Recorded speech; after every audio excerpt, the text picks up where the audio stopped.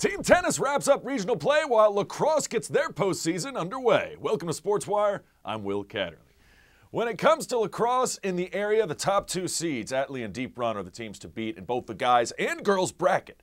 But if you're looking for a dark horse candidate to knock off the Wildcats or Raiders, look no further than Douglas Freeman.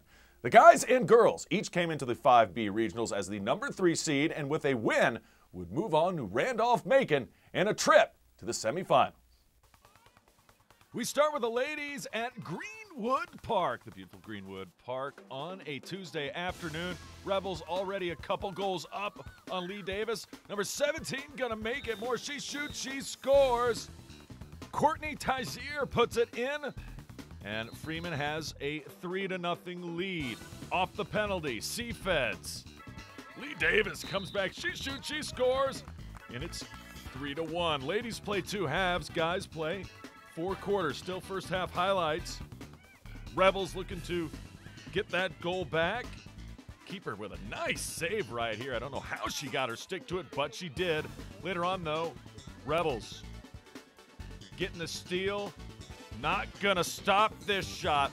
Firing, finding the back of that. She shoots, she scores. Leanne Larkin puts that one in, and it's a 4-1 Rebel lead. Rebels still not done. Still first half highlights. Little give and go action. Yeah, that'll work. Jill Classic clanks one home. 5-1 Freeman. Lee Davis was not done, however. Again, off the penalty. She shoots, she scores, she goes low. Finds the back of the net, and it's 5-2. Seafed's still not finished. Again, not the same play, different girl. Same deal, though. Off the penalty shot. She shoots, she scores. Lee Davis would cut this to a 2-goal game. It's only 5-3 at this point. From that moment on, though, they would not get closer. It would be all Freeman after that. Check it out. One of the stars, Caroline Neese, fires top shelf right corner. She shoots, she scores. You want more Neese? You got her. She was dominant in this one. The leading scores for Freeman on this afternoon. Here she comes. Knifing through the defense, she shoots, she scores. That's just one of her 5 goals on the evening, and Freeman's season continues. They survive in advance. Take down Lee Davis, 18-8 is your final. Make sure your 2 aways are helping on the crease so you're clear to go. We don't want you guys going early, particularly to matchups where we don't need help, okay? If we got Bernie and a guy up here, all right, we're good. If we got Pat and a guy on the other side, on the high side, we're good. I don't know if truer words have ever been spoken. Freeman guys were very good, taking on Glen Allen, number 3 seed versus number 6 seed. Already up 6-1 in this one, blistering a shot forward. Nice save by the keeper, but the rebound, he shoots, he scores. Goal, Rebels, number 13, Brandon Smith connects, and it's 7-1 in the second quarter. More second quarter highlights. Check it out. Whipping a shot, and that is how you take your body and get in front of that one. He'd be all right. Number 33 doing a nice job defensively, Thomas Gentry. But I get the okie doke fooled. This shot, that's not going to be saved. He shoots, he scores. Glen Allen, Brian Huffnagel. Oh, captain, my midfield captain, 7-2. Jags on the offensive, trying to get back in this one. Off the side of the post, and he shoots, he scores. Sam Hyman, the attacker, gets one to go. It's 7-3. Moments later, though, what a play. Nice pass, even greater finish.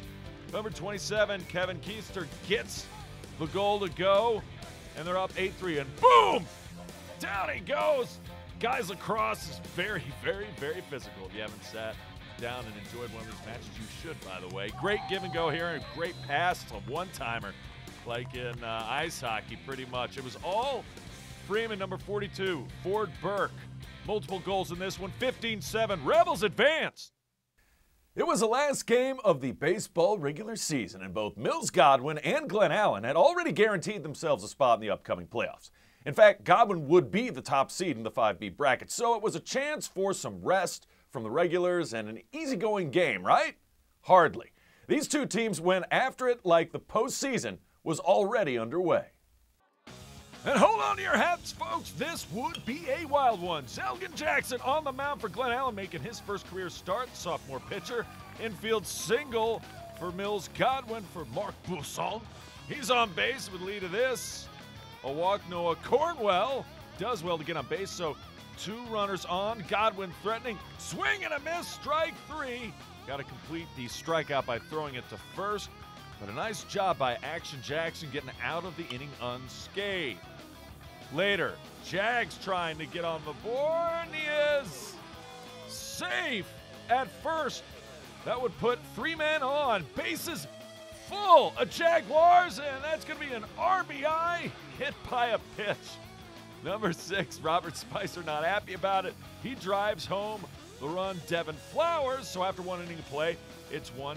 Leverty on the mound for Mills. Godwin. That dog will hunt the running back. Yeah, he plays football big time. Running back for Glen Allen. Devin Flowers with a double. Later, same inning. Still a runner on. It would lead to this. Out of trouble. So many base runners left on by both teams in this finale. Leverty escapes damage. Still a 1-0 game. Go to the 4th. Chance for Godwin. Runners on each base. They've got them loaded now. With a chance to at least draw even. Only 1 out. Who gets a strikeout here? Huge by Jackson. Then the fly ball. That was the first out of the inning. That's the second out, but it's a sac fly, right? Right. They get the run, and the sacrifice fly goes as an RBI, and then the Uncle Charlie frees him curveball. Could have been much worse for Jackson and the Jags. As it stands, only gave up 1 run. So, tie ball game, 1-1 Jags with 2 runners on. Line drive, that's a base hit by number 14, Cooper Benson. Bends one to right, and now it's 2-1.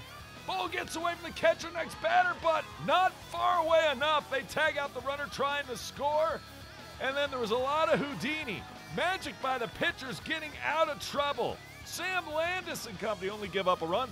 It's 2-1. We go to the 6th. Runner on for Godwin. That dog will hunt. It's a base hit by Samuel Essex, but you saw the runner at third. He was going to try to score, but he tripped. Well, there's still less than 2 outs, so sacrifice fly ball will score the run, right? No problem. Bases loaded. It's exactly what they're looking for. Number 9, Corey O'Shea, sacrifice fly. We're tied at 2, right? Right. Wait a minute. Justin Walton, wonderful arm. Throws and fires and gets his catcher. Connor Hicks. It goes as a double play. Still 2-1 Jags. Might be one of the best defensive plays of the year so far for Glen Allen. We go to the 7th, though. Godwin's that good, they got another chance. And guess who's pitching? Justin Walton. Cans it. Gets a strikeout. 2-1, Glen Allen wins it. Yeah, baby! Yeah! Yeah, baby! Boy! Yeah. All about the team effort. I came in, fly ball. My center fielder just told me to get it because he knew I had the better arm. Made a perfect throw. Came in, shut the door down like I'm used to. Tennis, anyone? We hit the courts when we come back as Deep Run and Godwin battle for regional supremacy once again. That's next. Don't always have time to watch SportsWire on your TV? No problem. Episodes are available anytime on the web at watchsportswire.com. And it works just as well on your phone. Watch SportsWire anytime, anywhere at watchsportswire.com.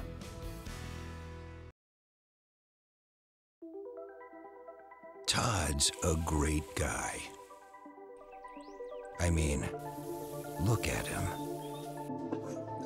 What a sweetheart. Attaboy. Wait, Todd, what are you doing? How totally selfish and un-Todd-like of you. Come on, Todd. Come on, man. Welcome back to SportsWire. Well, when it comes to tennis in the state of Virginia, you can't talk state tournaments without mentioning Deep Run and Godwin. On the ladies' side, either Godwin or Deep Run has made the state title match every single year since 2001. That includes a run of 11 straight appearances by Godwin. That was finally ended by Deep Run, who is 2 years removed from their own state championship. Godwin has 12 of those. For the guys, Godwin has 13 state titles, and Deep Run has made it to the finals 3 of the last 4 years. So when these two match up, yeah, they're pretty good. Wildcats on three, Wildcats on three, 1, 2, 3, Wildcats! Ladies first as Deep Run at home, the 1 seed taking on 2nd seed Mills Godwin. Let the rivalry continue. The number ones, they got a little bit of this game in earlier in the week, and then the thunderstorms and the rains came and washed everything away, including the courts, but they came back. Great matchup at number ones. Brooke Conitzer for Deep Run in the far court taking on Emily Wirt, who had the lead on Conitzer. Conitzer gets the point there. What was going well for Wirt, though, she has a tremendous serve. Look at the topspin on that. Nothing Brooke can do about it. Point, Wirt, and Conitzer and Deep Run behind at the number ones. More Godwin later. Brooke, winner down the line. Nice shot for Conitzer. Wirt later on the serve. Unbelievable. Down the line and good for the point. Her serve served her well, and she would get the win. 6-4, 6-4 in 2 sets. Straight set victory. We go to the number twos. Another great serve as Begunta taking on Butterworth. Butterworth in the far court for Deep Run, but Butterworth making Begunta work for it. That shot is out. Audrey Butterworth gets the point. More Audrey Butterworth. This time she's on the serve, and her serving looking pretty good as well. She gets that to go. More Audrey. Watch this. Sometimes you just have a picture-perfect shot. And she's not tall enough to reach that one point. Butterworth, she gets the win. 6-0, 6-2 at number twos. Number three is Olivia Wright in the front court, taking on York in the far court for Godwin. And what a nice shot there. And right at me. I swear, every time I'm on this court covering Olivia Wright, well, the balls come right at me into your and my living room. Point right. And for a while, it looked like she could do no wrong. Here it is down the line. That's good. That's why she clapped the racket. And Wright, another win for Deep Run. Only a freshman. She beats York 6-2, 6-1. To the number fours, Godwin trying to come back, and they would. At number 4, because Jeff for Mills Godwin taking on O'Neill in the front court. Great shot there, but an even better comeback. Unbelievable shot by O'Neill. And then it's O'Neill on the serve. Back and forth they go. And Jaffe looking for the comeback point on O'Neill. And I'm pretty sure the rest of this SportsWire is going to be all of this rally right here. Just kidding. Winner, winner, chicken dinner. Down the line goes Jaffe for the point. Godwin wins at number 4. But Deep Run, O'Neill and company get the win. Both teams will move on to states. So the Deep Run girls win 5-3 over Godwin. Let's go to Deep Run Godwin guys in the number 1 showcase showdown. A big point you saw there by Shashwat Pandey. And Shash now in the front court this time, taking on Shankar, who's an excellent tennis player in his own right. It's just a joy watching these two play. But Pandey was absolutely on. Great shot by Shankar. That one just goes in. Point, Mills Godwin. Shankar on the serve. Pandey, though, going to get the better of this match. That just goes wide. 6-2, 6-0. Big win for Deep Run. Now, let's go to number 2. Limoges in the far court, taking on Curtis for Mills Godwin. Curtis, big-time serve. Tall dude, drops it like it's hot. Nice drop shot, gets the point. And Curtis and Mills Godwin well on their way. Limoges tries the same thing, but cannot get it to go across the net. Point Curtis. Curtis not done. Limoges, though, set up for a winner. And he gets it. He gets the point. But Curtis gets the win. 6-4, 6-3 for Mills Godwin. Now, in this scenario, Godwin's a 1 seed. Deep Run is the 2. Kind of flip-flop from girls. Back and forth we go. That shot, oh, what a chance. As we go to the number 3s, it's Shepard taking on Campbell. Shepard with a great opportunity, but the point goes to Campbell. It's okay, Shepard would come back in this match because that shot didn't go in. But this one, yeah, he got that one to go. Point, Shepard. And then on the serve, Campbell sets one up. Shepard knocks one down. He beats Campbell 6-4 and then 7-6 on a tiebreaker in the second set. Let's go to the 4s. 4, 5, and 6 were paramount in this. We are seeing Mr. Angel taking on Brandt of Mills Godwin. Brandt now in the front court. Angel had a terrific shot on that one. And then another one right here. Nice job by Angel, even though Brandt would have the advantage in this matchup.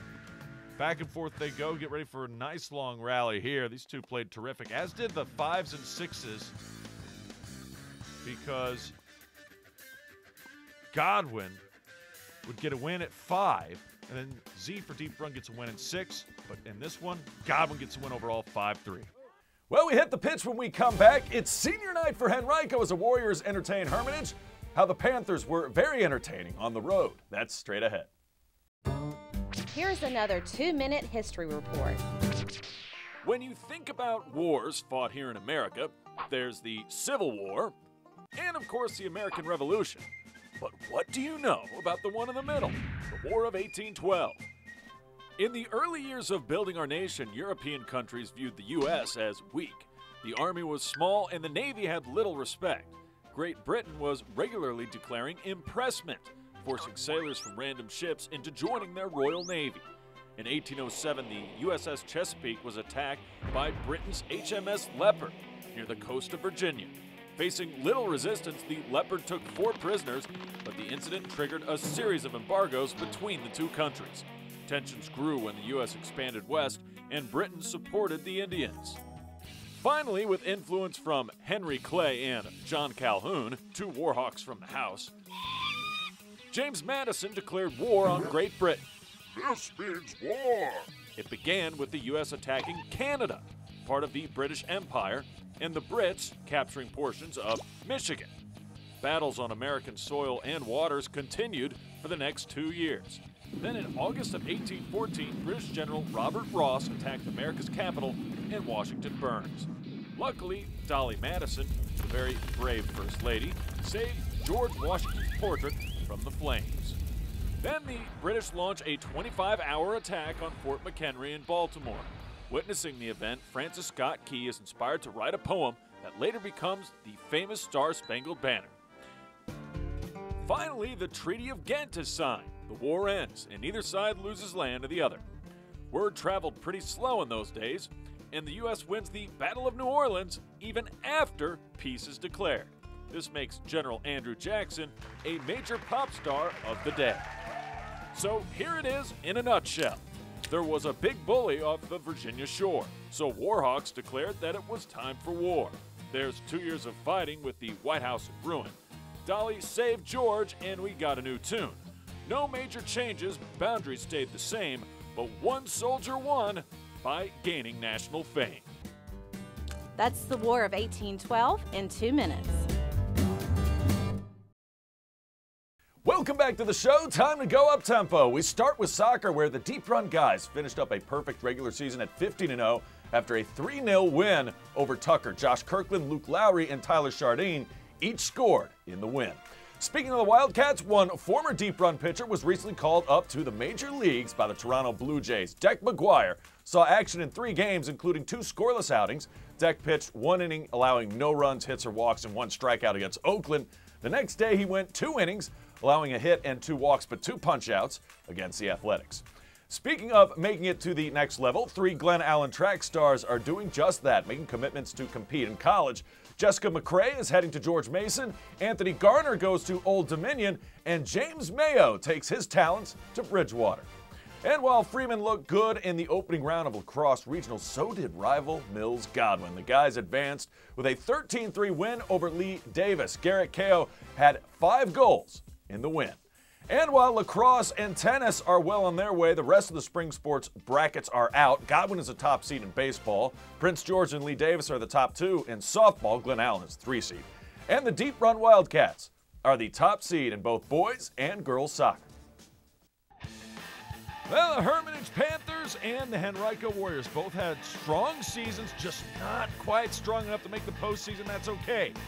We go to regular season finale. Each of these teams a chance to end the season on a winning note. Oh my goodness, he shoots! He scores!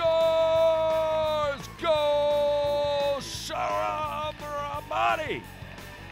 Hermitage on the board, up 1-0. First half highlights, just under 10 minutes to go. You want more Ramadi? No problem. He was digging this purple/pink ball because he was all over it. Shoots off the top of the woodwork and in. He scores! Goal! Sharam Ramadi in Hermitage, ready to party with a 2-0 lead at the half. Second half action. One of their goal scorers all year long. His name is Mamadou Ba. Mama do this, Mama do that, Mama take a crazy angle at the goal. She scores! He does it! He puts it in, and then I did this dance this morning with one of my coworkers. Yeah, it really gets the blood flowing. Goal number 3, it's 3-0 Hermitage at that point, just under 35 to go. Still in the second half, was Hermitage done? Not by a long shot, check it out. Going for goal number 3, the hat trick. Can he do it? Ridiculous angle. Oh, he does! Sharam Ramadi and Hermitage with a 4-0 lead. Still not done, still second half. This was senior night for Henrico. They would have their chances. Here they are in a corner. Late second. That one is no good. If it was football, though, American football, it'd be good for a field goal. Later, Hermitage. Oh, we're going to get someone else into the books here. It is Yoni Ramirez. He shoots, he scores. He goes down, but just flips it in. Pretty, oh so pretty. Shot right there, and it's now 5-0 Hermitage, ending the season in style. Henrico says not so fast. We're going to have some moments of our own. Off the deflection, he shoots, he scores. Goal! So they avoid the clean sheet. That'd be a shutout, but they get the win. 5-1 does Hermitage. Remember, if you have questions or comments about the show, just send me an email to this address, sportswire@henrico.k12.va.us. And you can always follow us on Twitter. I can't wait to see you next time on Sportswire.